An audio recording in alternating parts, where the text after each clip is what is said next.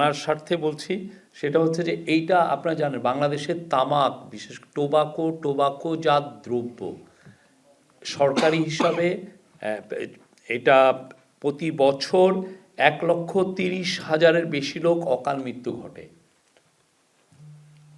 এটা একটা মেজর কিলার।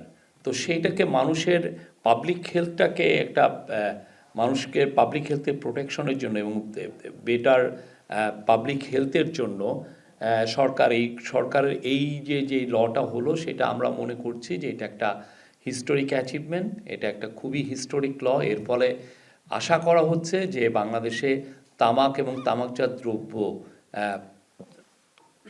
ব্যবহার অনেকাংশে কমে আসবে। এখানে মূল যে বিষয়টা সেটা হচ্ছে যে এই অধ্যাদেশের মূল লক্ষ্য হচ্ছে তামাক ও নিকোটিনজাত দ্রব্যের ক্ষতিকর প্রভাব থেকে জনগণের স্বাস্থ্য সুরক্ষা নিশ্চিত করা, নতুন ও উদীয়মান তামাক পণ্যের বিস্তার রোধ করা, বিদ্যমান আইনের ফাঁকফোকর দূর করে একটি সমন্বিত ও কার্যকর আইনগত কাঠামো গড়ে তোলা এবং কিছু কিছু ক্ষেত্রে প্রধান নীতি পরিবর্তন করা হয়েছে। আপনারা জানেন অলরেডি কিছু এসছেও, যেমন সিগারেট, তামাকজাত দ্রব্যের সংজ্ঞায় সিগারেট এন্ডস, ENDS, তারপরে HTP, নিকোটিন পাউচ, এগুলোকে অন্তর্ভুক্ত করা।